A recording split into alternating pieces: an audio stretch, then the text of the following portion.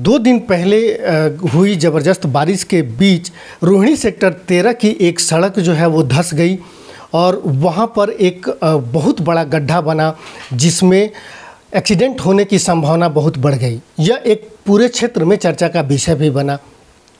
पहली बरसात में जलभराव की भी बहुत सारी खबरें देखने को मिली और जो दावे हैं और जो हकीकत है, इन विषयों पर बात करने के लिए आज हमारे साथ हैं आम आदमी पार्टी के नेता और प्रबुद्ध समाज सेवी राजेश गुप्ता जी।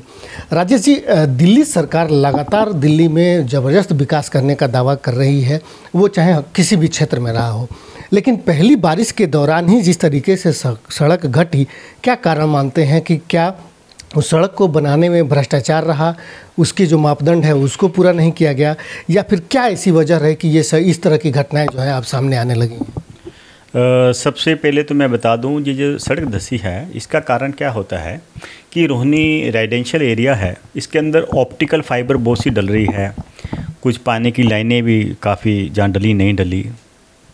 तो उसमें क्या होता है कि यार पानी की जो लाइनें हैं वो पहले सीमेंट की थी, करीब 1980 के पास रोहिणी बसी। सीमेंट की पाइपलाइन थी, कुछ सीवरेज पाइपलाइन है, लीकेज हो जाती है, या पाइप थी वो गल गई, उसके कारण कुछ लीकेज होती है, वो आसपास की मिट्टी को खा लेती है। देन बरसात आती है, पानी नीचे जाता है तो वो गुफा टाइप होती है, वो नीचे बैठ जाती है। तो ऐसा रहता है, ये कभी भी हो सकता है। ऐसी घटनाएं दिल्ली में 2-3 पहले भी हुई, सेक्टर 16 में भी हुई ऐसे। तो ये एक डेवलपमेंट का पार्ट है, उसमें भी भिन्न भिन्न एजेंसियां काम करती हैं। आजकल वो हॉरिजॉन्टल ड्रिलिंग बोलते हैं, वो होती है, उसमें एक जगह ड्रिल करते हैं। जैसे हमारा जहाँ पर आजकल एनडीपीएल भी अंडरग्राउंड पाइपलाइंस डाल रहा है, जो ऊपर की 11 kV है उसको कर रहा है, उसके कारण जो बीच में गैप पैदा हो जाता है, फिर बारिश आती है, जब लीकेज हो जाता है पानी का, सीवरेज वाटर का, पुरानी लाइनें होंगी, उसके कारण ये होता है। लगभग मैक्सिमम एजेंसियां जो हैं वो ज़मीन के नीचे से अपने तार और अपने काम को कर रही हैं। ऐसे में जो सड़क है उसकी सुरक्षा कैसे हो, इसको लेकर के क्या एक प्रॉपर प्लानिंग नहीं दिख रही है कि अगर प्रॉपर प्लानिंग के साथ अगर ऐसा किया गया होता तो आज इस तरह की घटनाएं शुरुआत नहीं होती। इसके लिए मैं दिल्ली सरकार और सेंट्रल गवर्नमेंट को बोलूँगा। मैंने कुछ यूरोपियन कंट्री की देखी, उसमें इनका मैप बनता है एक, तो रोड्स के अंदर जो अंडरग्राउंड काम हो रहे हैं, चाहे वो मेट्रो बिछ रही है, पानी की लाइन बिछ रही है, सीवर लाइन बिछ रही है, ऑप्टिकल लाइन बिछ रही है, बिजली की लाइनें बिछ रही हैं, तो उसका एक मैप, डिजिटल मैप बना के रखें। कभी हमें एमरजेंसी में कभी ज़रूरत पड़े, उस डिजिटल मैप से हमने कोई प्लानिंग्स करनी है, इन फ्यूचर प्लान्स हैं। जैसे मैंने देखा इंडिया में कई बार, अभी रोड नहीं बनी है, पीछे आदमी खड़े हैं, क्या हमने जी इसको डिगिंग करके टेलीफोन लाइन डालनी है, कुछ डालना है, ऐसे सुनने में आता है। तो हम पहले सारी एजेंसियाँ पहले एनओसी लें एक दूसरे से, फिर काम शुरू करें तो अच्छा रहेगा। प्लानिंग से करें, इसके डिजिटल मैप बनाएं। यूरोपियन कंट्री में डिजिटल मैप बनता है, इंडिया में भी ये डिजिटल मैप बनना चाहिए। अप्रैल के लास्ट में ही और मई में ही दिल्ली सरकार ने, मुख्यमंत्री ने एक बैठक की थी कि इस बार जल भराव न हो, इसको सुरक्षित किया जाए, और वो कई जगह काम देखने को भी मिला। बावजूद इसके इस बार भी जो है ज़बरदस्त जल भराव हुआ पहली बरसात में ही। अभी तो पूरा का पूरा बरसात बाकी है।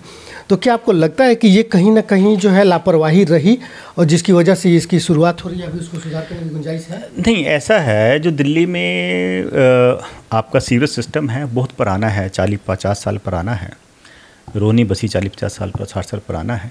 इसके लिए आपको दोबारा से प्लानिंग करनी पड़ेगी, उसके सीवरेज ट्रीटमेंट प्लान और लगने पड़ेंगे, और कैपेसिटी, जैसे दिल्ली के अंदर 1000 MGD जो पानी यूज़ होता है, 900 MGD 1000 MGD पानी यूज़ होता है, आपको एसटी प्लांट लगाने पड़े, सीवरेज ट्रीटमेंट प्लांट लगाने पड़ेंगे।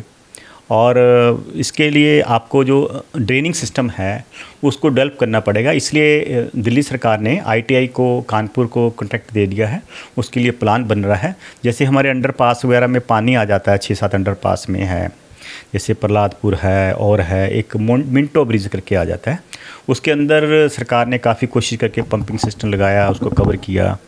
तो सरकार अपने तरफ से एक्शन ले रही है, काम कर रही है, एक्सपर्ट को जो ITI से भी मदद ले रही है, ऐसे सारे करके, मतलब कि सरकार अपनी तरफ से काम कर रही है। कई बार होता है कि काम ऐसे होते हैं, थोड़े से गंभीर होते हैं, एक्सपर्ट की जो राय लेकर सारा काम अच्छी तरह ढंग से चल रहा है। अभी जलभराव की अगर बात करें कि मानसून शुरू हो गया है और मानसून के साथ ही वृक्षारोपण की जो शुरुआत है वो भी हो गई है। पर्यावरण को लेकर के और वृक्षारोपण को लेकर के फ़ोटो खिंचवाने, पेड़ लगाने का जो सिलसिला है वो पीछे लंबे समय से ये देखने को मिल रहा है। क्या आपको लगता है कि ये पेड़ लगाना और फ़ोटो खिंचवाना पर्यावरण के लिए पेड़ लगाने के लक्ष्य को से कहीं ज़्यादा फ़ोटो खिंचवाना ही लक्ष्य बन गया है? नहीं, ऐसा नहीं है। कुछ लोगों ने प्रयास तो किया, मैं जब तक करता हूँ प्रयास के अंदर। दिल्ली में जंगलात बढ़ रहा है, ऑक्सीजन लेवल बढ़ेगा। सरकारी कोशिश, सरकारी प्रयास में करीब हम 31 लाख पौधे इस सीज़न में लगाएंगे। हमारे जो 14 नर्सरीज़ हैं दिल्ली में, उनमें सबको फ्री पौधा मिलेगा, उसको हम देंगे। तो सरकार प्रयास कर सकती है, जनता की भागीदारी रहेगी उसमें। जनता वहाँ से पौधे लेके आएँ, अपने अड़ोस पड़ोस में लगाएं।